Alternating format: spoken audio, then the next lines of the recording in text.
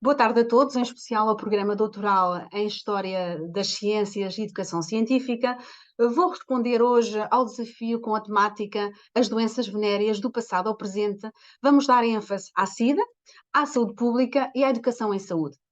Gostaria de começar a minha conversa abordando um pouco de história, seguido dos dados epidemiológicos, os dados do ponto de vista da morbimortalidade e da prevenção combinada como um marco importante a atingir até 2030. A doença venérea de Vênus, a deusa do amor, o conceito evoluiu para uma terminologia atualmente desde a possibilidade de chamar uma doença sexualmente transmissível e, mais recentemente, infecção sexualmente transmissível. Porquê? Porque, efetivamente, estas infecções sexualmente transmissíveis, infecções de transmissão de caráter sexual, muitas delas são infecções que não têm sintomatologia. Isto é, enquanto a doença estamos à espera de sinais e sintomas, a maioria das infecções sexualmente transmissíveis são assintomáticas. Daí esta terminologia atual ser mais correta a referir como infecção sexualmente transmissível. Falando um pouco de história, e queria aqui comunicar que este ano fazemos 40 anos de infecção registada por VIH em Portugal. Os primeiros casos foram relatados no Hospital Legas Muniz, em 1983, e de 1983 a 2023 temos 40 anos de infecção em Portugal. Em 1981, os primeiros casos apresentados oficialmente na revista do CDC, a revista MMWR, apresentou 5 casos de indivíduos com características comuns, nomeadamente a supressão imunológica. Evoluiu-se para uma pandemia, atualmente temos 40 milhões de infectados por VIH e SIDA e 40 milhões de mortes relacionadas também com esta patologia. Relativamente aos dados mais recentes, dados de 2021, o número de novos casos foi de 1 milhão e 500 mil pessoas com diagnósticos de infecção por VIH e SIDA. Preconizamos até 2025 que a incidência, isto é, o número de novos casos, seja inferior a 370 mil casos. Ou seja, temos um trabalho árduo pela frente nestes 2 próximos anos para reduzir a incidência. Diariamente, estima-se que tenhamos cerca de 6 mil novas infecções por VIH-Sida em todo o mundo. Também um dado importante e preocupante do ponto de vista da saúde pública é que temos cerca de 1 milhão de novas infecções sexualmente transmissíveis em todo o mundo, também diariamente. E outro dado que nos vai preocupar é que cerca de 40 a 45% do número de novas infecções ocorre entre os 15 e os 25 anos de idade. Agora, falando de Portugal nós temos cerca de 75 mil infectados por VIH-Sida e 16 mil mortes relacionadas com esta patologia. Do ponto de vista das características epidemiológicas atuais, o último relatório 2020-2021 do biênio vem-nos dizer que temos cerca de 1.800 novos casos diagnosticados. Isto dá-nos uma incidência de cerca de 8,7 casos por 100 mil habitantes. Então, vamos olhar para o espectro europeu e, ao nível da União Europeia, a incidência é de 3,7. Efetivamente, temos praticamente o dobro em termos de número de novos casos face à média europeia. É verdade que temos reduzido o número de novos casos nos últimos anos em Portugal, mas quando nos comparamos com os dados europeus, estamos praticamente no dobro do número de novos casos face à média da União Europeia. Como é que são estes 1.800 casos? Quais são as características destes novos casos no biênio 2020-2021?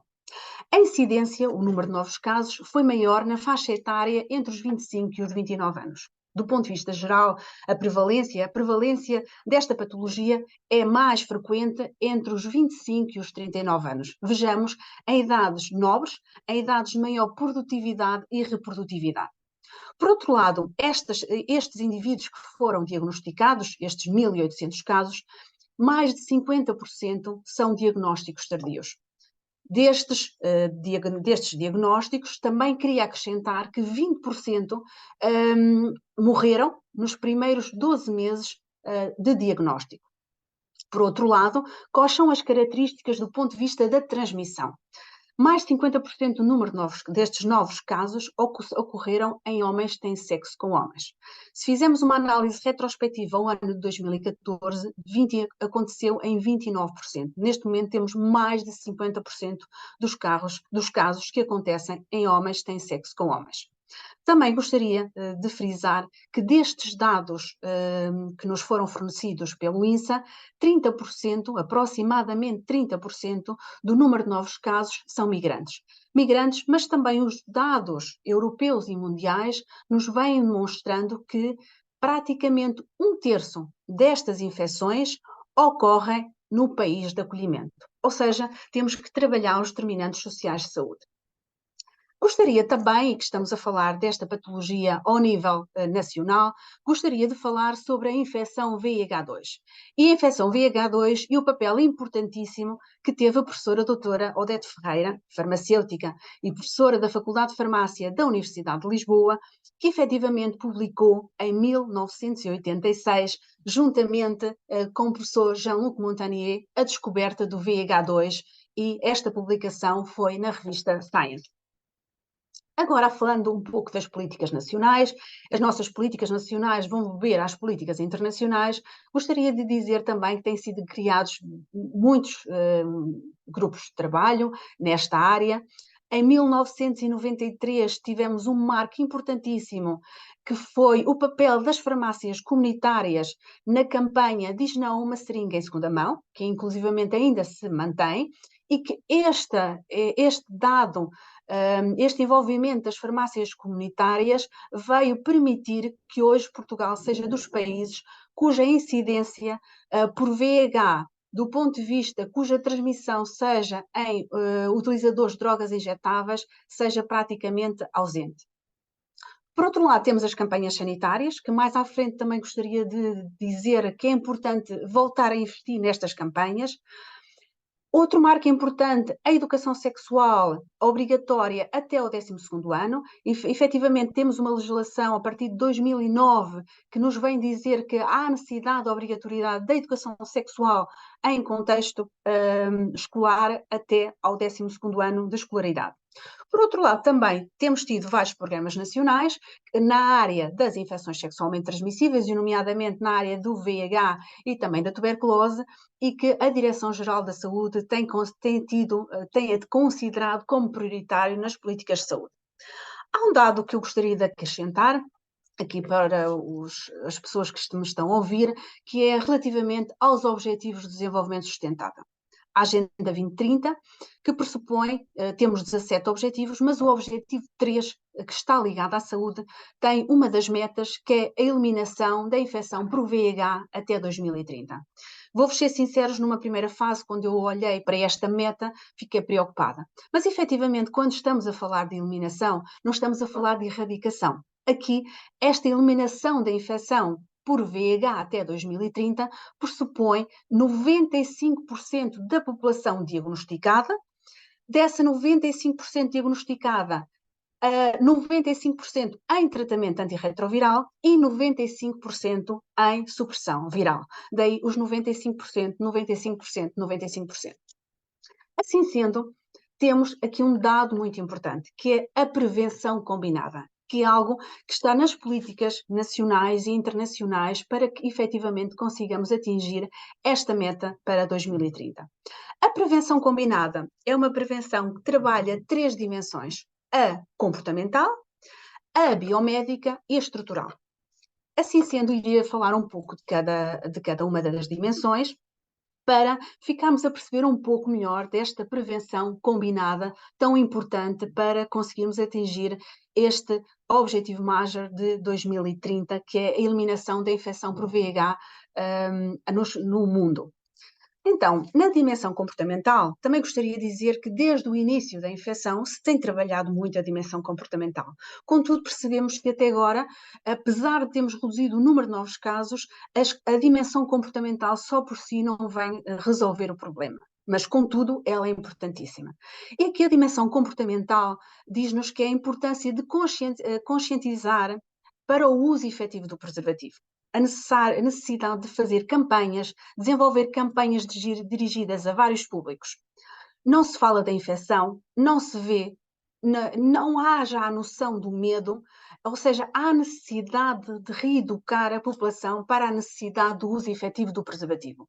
Por outro lado, também os estudos têm vindo a demonstrar a baixa percepção de risco que os jovens e os menos jovens têm face a esta patologia.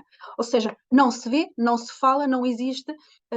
Temos que reeducar os nossos jovens e menos jovens para que efetivamente percebam que é uma patologia assintomática e que efetivamente há necessidade de aumentar a percepção de risco. Por outro lado, temos a testagem serológica. A testagem serológica também como algo importantíssimo nesta área, inclusivamente em Portugal temos uma norma de orientação clínica que nos diz que o indivíduo, durante a sua vida, deve pelo menos conhecer o seu estado serológico. E tem aqui a idade entre os 18 e os 64 anos. Eu penso que a curto prazo vamos aumentar este espectro de idade do ponto de vista da necessidade da testagem serológica para a infecção VIH e outras infecções sexualmente transmissíveis.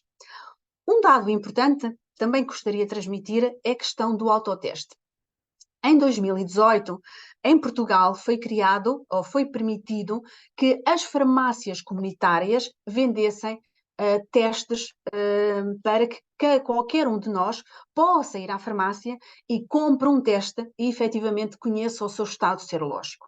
Temos testes de terceira e de quarta geração, inclusivamente os testes de quarta geração vêm encurtar muito o período de janela e que vai permitir com que cada um de nós possa conhecer o seu estado serológico. E no caso de haver uma reatividade, há uma linha de apoio, que é o SNS 24, de forma a encaminhar a pessoa para a orientação clínica.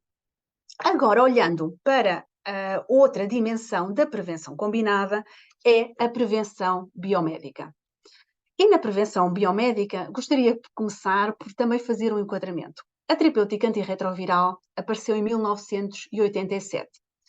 Em 1996, tivemos um marco muito importante, que foi a terapêutica ART, a terapêutica tripla, que efetivamente veio trazer grandes benefícios do ponto de vista de uma redução muito acentuada da mortalidade, até às atuais inovações terapêuticas dos dias de hoje. Na dimensão biomédica, gostaria que trabalhássemos aqui três áreas também. Por um lado, o tratamento com prevenção, a profilaxia pré-exposição e a profilaxia pós-exposição. Assim sendo, relativamente ao tratamento com prevenção, em 2011 são publicados alguns artigos que nos vêm dizer que o indivíduo portador de infecção VIH, a partir do momento que inicia a toma da terapêutica e que a faz regularmente, que podemos dizer que a chamada compliance terapêutica, este indivíduo entra em supressão vírica. E supressão vírica traz aqui um marco muito importante. Supressão vírica como sinónimo da ausência de transmissibilidade. Ou seja, isto veio revolucionar as guidelines do ponto de vista do início da terapêutica antirretroviral.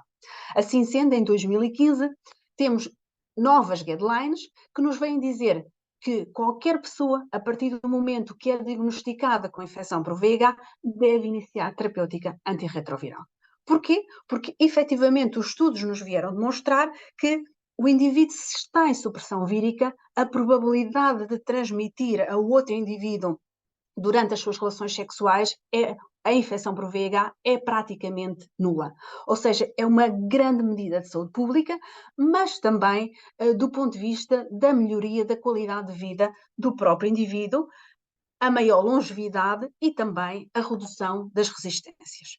Isto, por um lado, olhando para a terapêutica com prevenção. Por outro lado, temos a profilaxia pré-exposição. A profilaxia pré-exposição começou a ser abordada nos artigos científicos em 2010. O que é isto? É a utilização de fármacos antirretrovirais como ferramenta preventiva.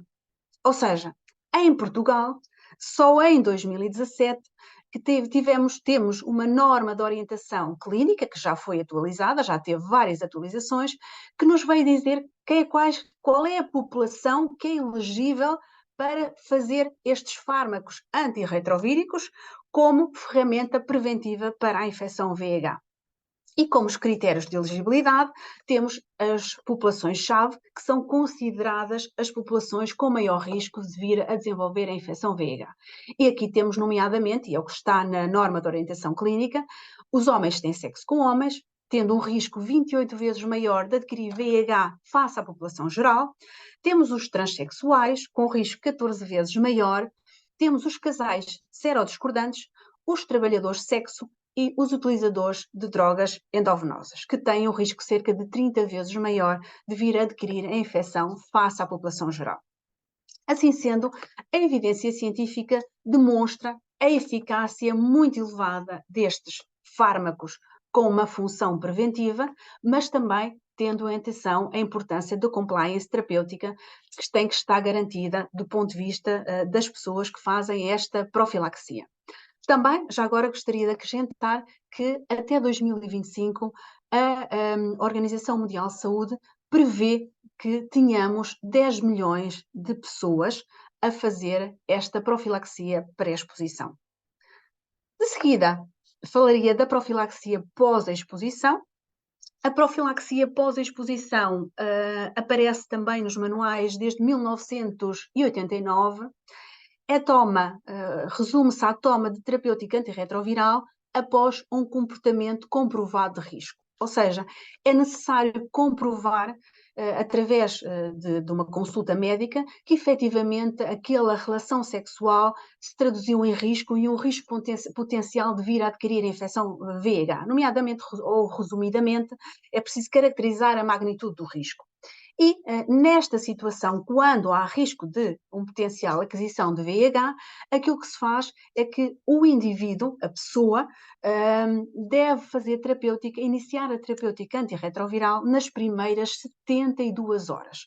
E o ideal é que seja nas primeiras 24 horas. Estes medicamentos, estes fármacos, serão também de toma durante 28 dias e os estudos científicos vêm demonstrar que o risco, ou a possibilidade de redução do risco de aquisição de infecção por VIH ronda os 80%. Ou seja, gostaria então de fazer uma síntese relativamente à dimensão biomédica e, nomeadamente, percebermos aqui que o potencial dos antirretrovirais para a prevenção da infecção por VIH em várias fases da sua utilização, quer como terapêutica para o tratamento com prevenção, quer na profilaxia pré-exposição e também na profilaxia pós-exposição.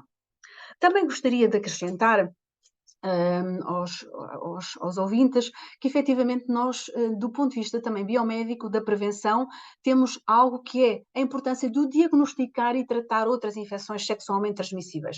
Eu hoje venho falar mais profundamente da infecção por VIH, mas neste momento estamos a ter uma reemergência da sífilis, algo que é nacional, ao nível português, mas também europeu e mundial. E aquilo que os nossos estudos científicos nos vêm demonstrando é que a pessoa que é portadora de sífilis tem um risco 3 vezes maior de vir a adquirir a infecção por VIH. Por isso mesmo é importante também olhar para a importância de diagnosticar e tratar outras infecções sexualmente transmissíveis para que possamos também ter aqui resultados positivos do ponto de vista da infecção por VIH. A última dimensão, uma vez que já falei da comportamental biomédica, falta-me falar da estrutural. A dimensão estrutural é uma dimensão que aqui temos que apelar ao desenvolvimento de políticas de saúde pública e acesso à prevenção e aos cuidados de saúde sexual, como algo muito importante. Por outro lado, também políticas de saúde do ponto de vista da não estigma e da não discriminação. Ter também atenção às atrações demográficas, nomeadamente à migração e às deslocações em massa de populações mais vulneráveis. Como há pouco, ou no início da minha conversa, falei que, efetivamente, há um aumento no número de casos de infecções em migrantes e populações deslocadas, mas que grande parte dessas infecções ocorrem no país de acolhimento. Para terminar, qual o futuro? Eu diria que o futuro começa amanhã, ou já começou ontem, porque efetivamente o futuro sobre esta patologia, e se nós temos aqui um papel tão importante, nós, sociedade, a área académica, a área científica, do ponto de vista de perceber que temos que fazer um trabalho árduo nos próximos anos para que consigamos atingir os Objetivos de Desenvolvimento Sustentável e especificamente o Objetivo 3, que é a eliminação da infecção por VIH até 2030 e corresponde a 95% diagnosticados, 95% em tratamento e 95% em supressão vírica. Eu gostaria de frisar aqui alguns aspectos, que é o retomar das campanhas sanitárias. Neste momento, quando nós falamos com os nossos estudantes do ensino superior, se recordam de campanhas sanitárias dirigidas às infecções sexualmente transmissíveis. Efetivamente, a maioria não se recorda. Há uma necessidade urgente de retomar as campanhas sanitárias dirigidas, gerais, mas também dirigidas a populações-alvo, nomeadamente aumentar a noção do risco, perceber que as infecções sexualmente transmissíveis, a maior parte delas são assintomáticas, e por outro lado também só podemos perceber se estamos ou não infectados fazendo testes serológicos. Outro dado também importante, e aqui falamos de duas pandemias, a pandemia por SARS-CoV-2, durante estes 2 anos, eu gostaria de mostrar-vos que a evidência científica vem demonstrando que, durante o período de pandemia, os comportamentos sexuais mantiveram-se e, em alguns contextos, até se agravaram. Por isso mesmo, nós temos que ter aqui um papel de reforço, porque também o próprio ECDC veio-nos demonstrar, e tem demonstrado nos seus artigos científicos, que entre 2019 e 2020 houve uma redução praticamente de 1/3 dos rastreios em infecções sexualmente transmissíveis. Então, se neste período de pandemia Covid-19 houve os comportamentos sexuais de risco mantiveram-se ou em algumas circunstâncias até se agravaram, por isso nós temos aqui um papel importante de apelar, quer na clínica, quer no ensino, quer na investigação e também na sociedade civil, tendo um papel nobre para que possamos diagnosticar e efetivamente iniciar tratamento e, se possível, cura para as infecções que são curáveis. Por fim, gostaria também de demonstrar que, do ponto de vista da educação sexual, apesar de haver legislação de obrigatoriedade a partir de 2019, é preciso que a educação sexual seja abrangente ao nível nacional, mas que não fique só até ao ensino secundário. Parece-nos importante que a educação sexual deve também fazer parte integrante dos currícula dos ensinos superior. E isto falo especificamente dos estudantes de medicina, estudantes de enfermagem e estudantes de ciências farmacêuticas. É importante que esta área faça parte integrante e em maior profundidade nos seus currícula. Para terminar, gostaria de dizer que a prevenção é ainda a maior arma que temos disponível e que, efetivamente, esta tríade, prevenção combinada, comportamental, biomédica e estrutural, só assim podemos atingir este grande desidrato das Nações Unidas, que é a eliminação da infecção por VIH até 2030. Obrigada, uma boa tarde a todos. Se você gostou, deixe o like, compartilhe e assine o canal. Para receber notificações de novos vídeos, clique no sininho.